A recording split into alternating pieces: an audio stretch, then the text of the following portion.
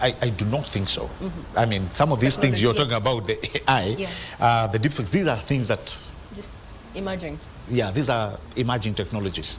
But at the same time, we cannot sit down and wait, you know, for this area to be marketed, you know, the way it is happening. Now, I'll be quick to add, you know, the last point I had before we went to commercial, I mentioned you have people who have mastered to use these tools for greater and positive empowerment.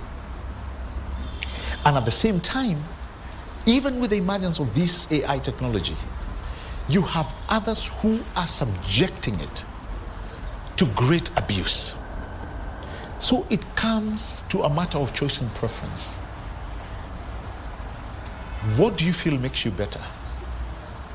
Yeah? Because Regina was telling you, you can decide actually to take your side and say, everything that we say is false, is propaganda. Yet you have so many people who are currently living the realities of what government is doing. I'll give you a very good example. All right. A few weeks ago, I think 2 weeks ago, I saw a video of someone who is claiming that the new finance bill is out. And it has all the crazy things and the new taxes that you can ever imagine. And it trended.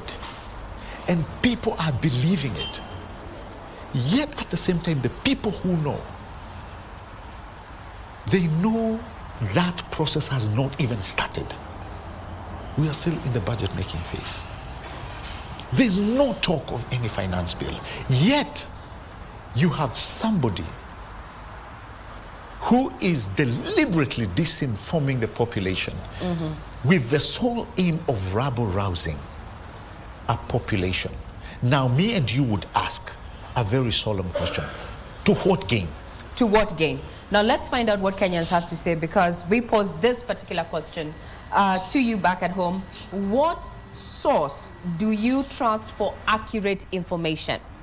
That is a poll that we were running when we were starting up this particular show. Currently, these are the numbers on your screen. That is how the poll looks like. What source do you trust for accurate information? So the figures are, or rather the responses are, as you can see on your screen. Government agencies, 13.6%. Social media, 50.8%. Civil societies, 6.8%. Independent media, 28.8%. So, number one, Deputy. Number one, obviously, yes. Number one, obviously, is something I came to learn, Regina. No government is popular. No government is popular. No. Yeah. But then what does it speak for, even for us? Yeah, correct. And what that means is that on a daily basis, we have to wake up being proactive than reactive. Yeah. Proactive and not reactive. And, yeah. To the happenings of the day. And will we get it right? Yes. Are there times that we'll get it wrong? Definitely. Because I told you, as much as we aim for perfection, we may not at one day arrive and say, it's perfect, it's working. But what me and you, Regina, can promise Kenyans is the efficiency that is required. That when I communicate my truth, when we communicate government's agenda, that is the truth. Now, I'll give you an example. And I know it's been a thorn. Sha.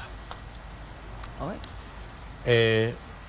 You have one individual here, Regina, who says, I went to hospital, I was treated, Sha paid everything. You've heard of those cases, and many so. Yeah. At the same time, you have somebody else who will say, I went to hospital, I was told ABC, I wasn't treated. yeah, because they said I needed to do ABC. Or they said I need to pay this. And Shah paid little to nothing. Now, as Regina, you've been subjected to two sets of information. One that has worked and one that has an issue that needs to be sorted, right? But you will hear many people saying it is not working. Yet you have people registering on a daily basis, people visiting hospitals on a daily basis, and they are being treated by the same authority, yeah? But we have put an umbrella of it is not working.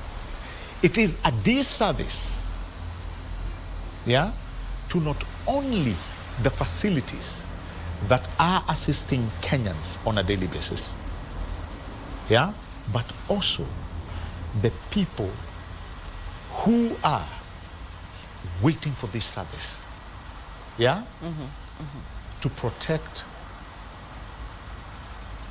them from illnesses and to guide them in wellness. To be a devil's advocate, Mr. Yes. Muthuma, correct. we all know communication sometimes, as you said, is not what is said. Yes. It's what is heard and understood. Correct. And also blood and sex, unfortunately, is the leading... that we consume a lot of that, the negatives, basically. True, that's what true, we say true, in our theory. True. But then, as it is, the level of trust appears to be eroded where government is concerned. What is your office doing to just ramp up this support from the public for government communication? On the trust issue, yeah. and I'm not saying this in a bad way. I know with time, with time, we shall be proven right. And this, again, I can say without fear of contradiction. Let me tell you what. It was just the other day, Regina, just the other day, when we had an Unga revolution, remember? Yes. Actually, you picked that because I wanted to know what lessons we have learned from those protests. Today, yeah. CDA, something called credible deliberate actions, were put into place through the bottom-up economic transformation agenda. The farmers, yeah? Okay. The people who are wearing, you remember, they are wearing sufurias on their heads. They are no on our streets again. All because a solution was found. It took time, yes. Delayed gratification. But we are talking about a different story today than how much Unga costed 2 years ago. Yes, we're not talking about the sufuria. Yeah, exactly. Yes, the sufuria is no longer the story. Today, that's why I'm telling you. Yes. I don't have a problem with the issue of trust, because with time, you'll be proven. Because now, I just told you, we're talking about Unga a few years ago. That's not what you're talking about, because credible, deliberate actions were taken. Today, credible, deliberate actions were taken about housing. Yes, many people the propaganda that was used that who needs a house? We don't. But there is the reality of the moment. You know, we go by research. That's what we go by. Yeah? And how tomorrow will look like. The research is 2030, nearly 60 to 70% of the population will be in urban centers. So that now listen, Regina. Any self-respecting leader can choose to do something now or can pass the buck to gange leo. Then what happens about tomorrow? And that's why you saw the president decided, which made me very happy, decided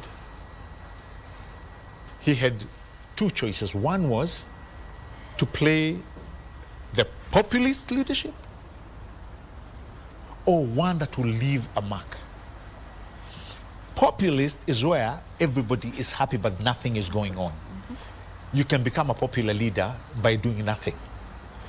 But he chose the pain way towards developing a nation and putting it above, you know, the recommendations of research.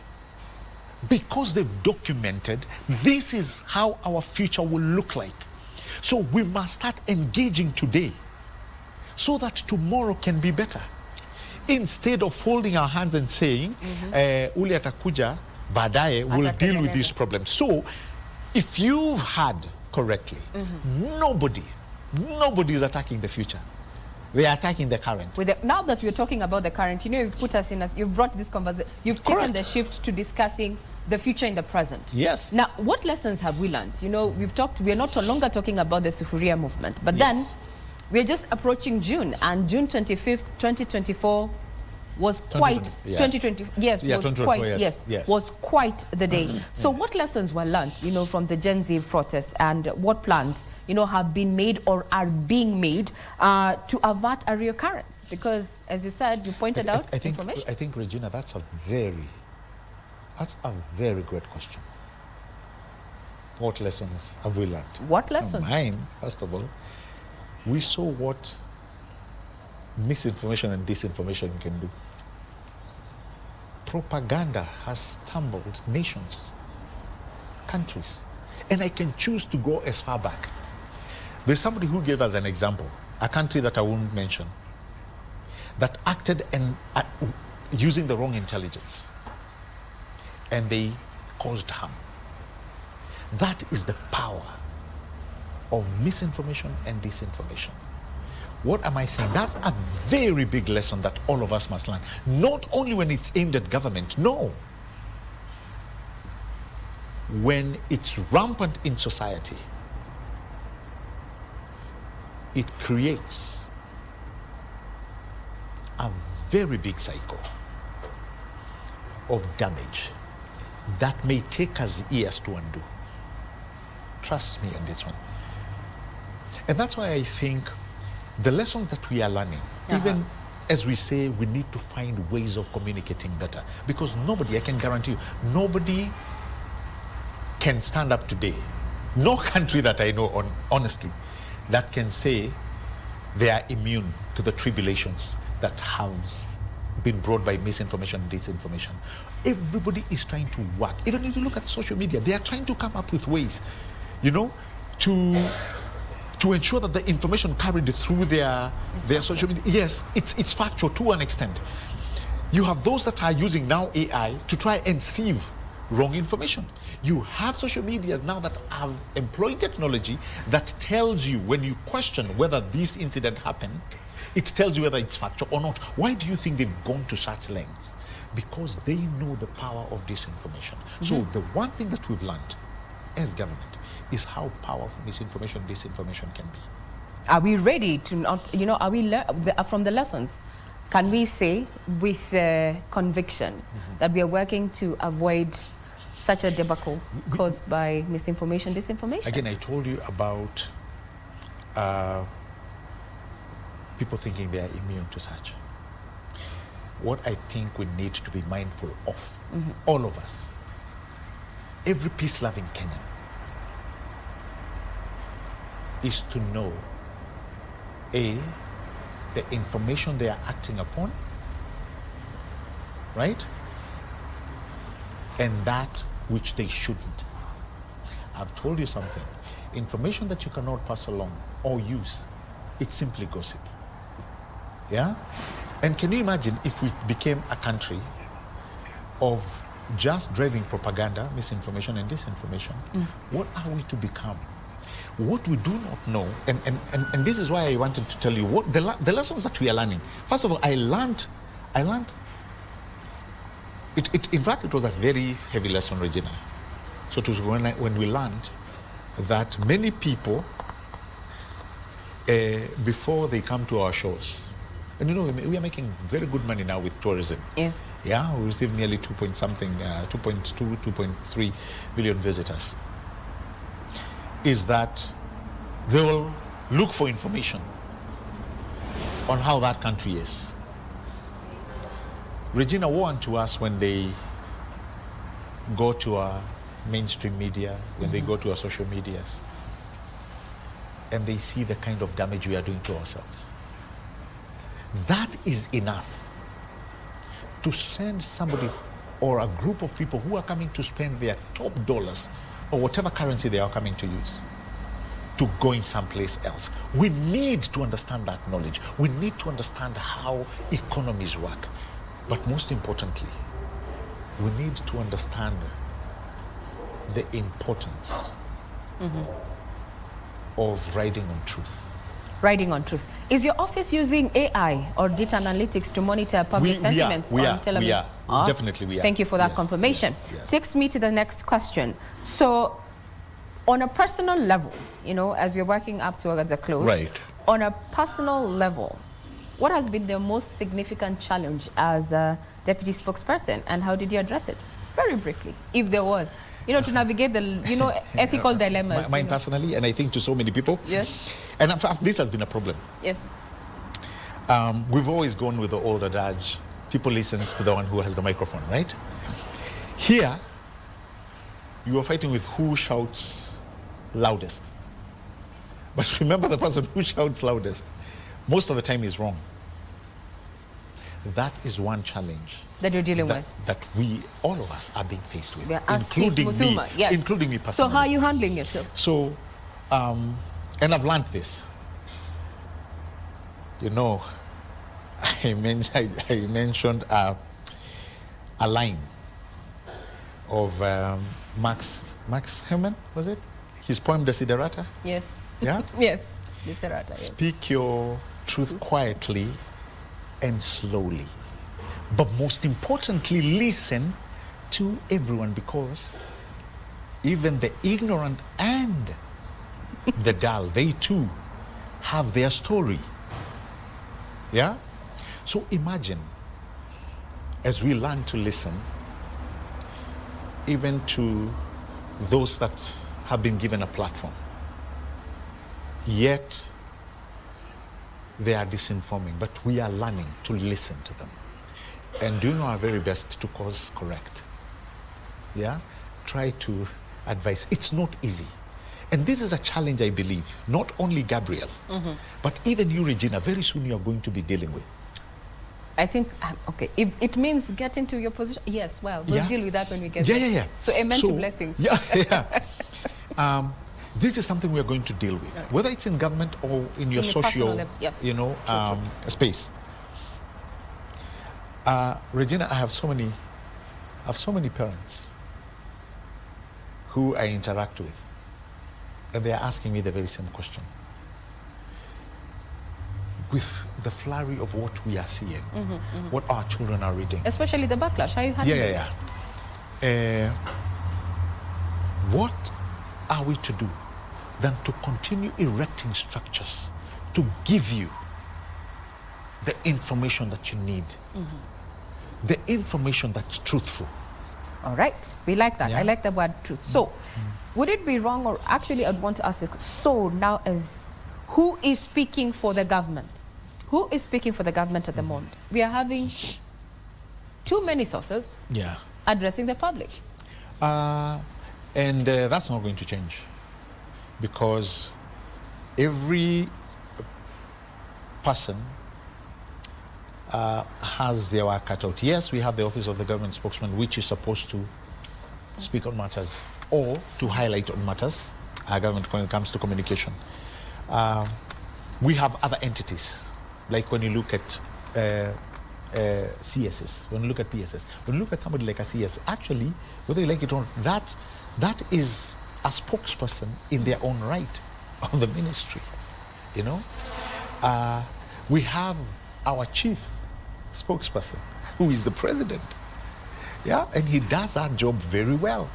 So in a way, as long as we have built, which is what we are working on right now, that one source of truth and information, where that information is replicated throughout, everybody can become a spokesperson, as long as that information that we are talking is verifiable and is truthful and it's factual. All right. Gabriel, and by the way, you'll give us kudos, honestly.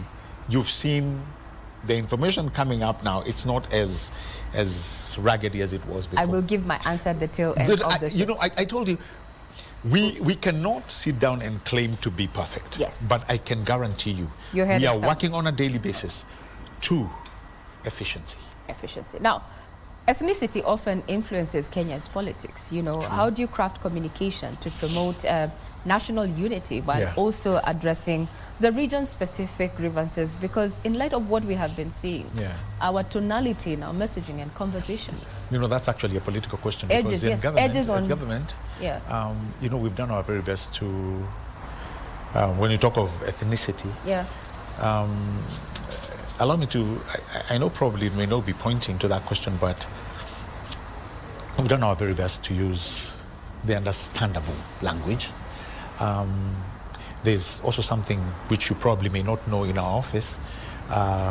Dr. Mora has actually started this inclusivity in terms of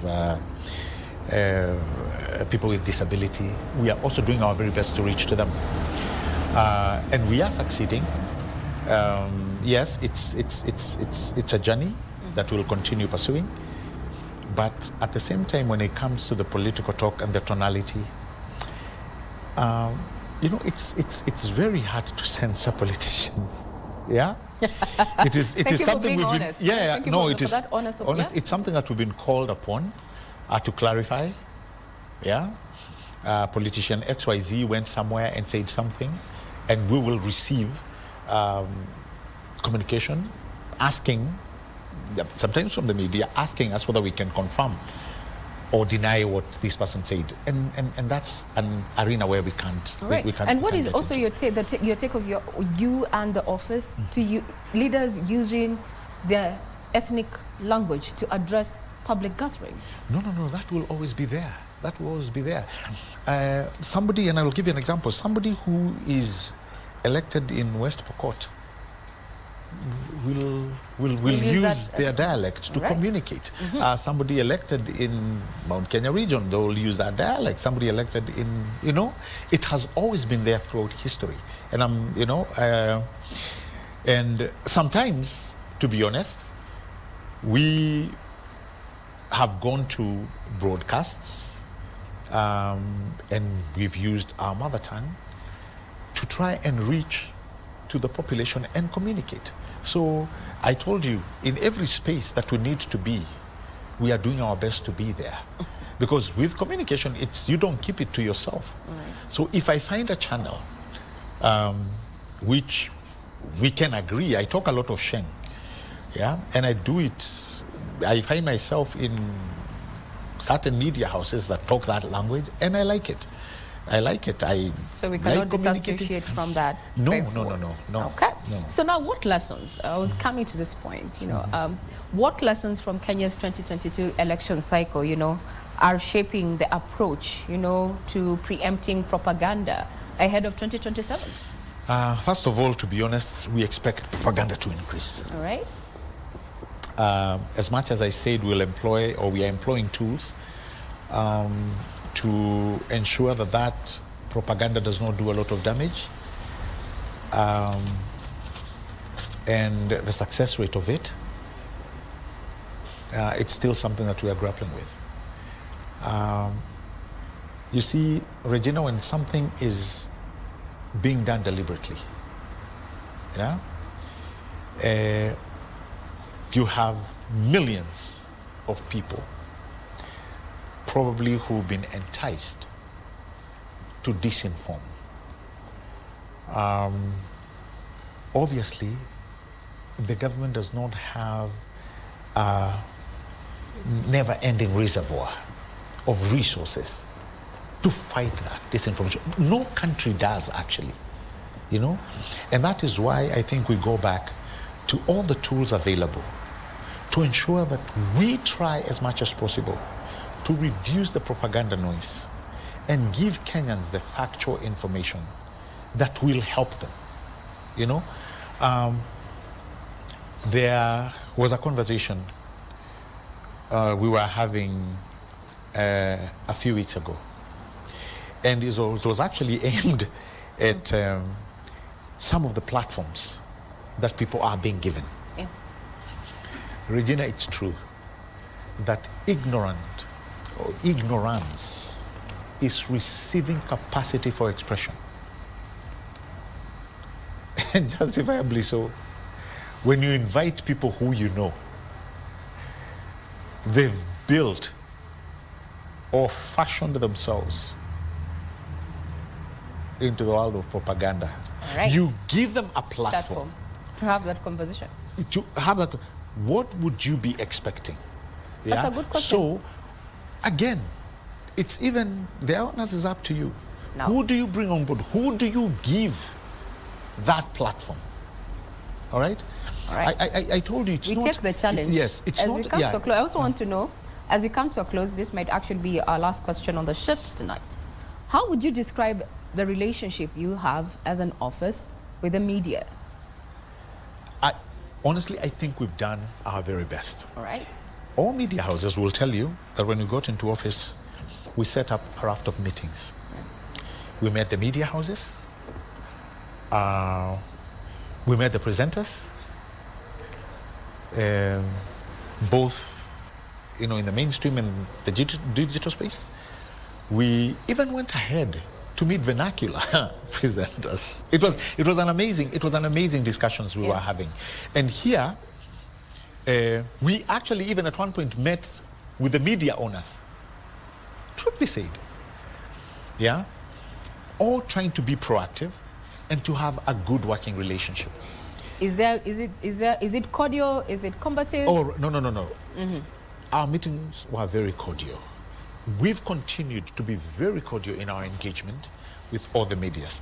Has that been reciprocated, obviously, as you have seen? Not by all.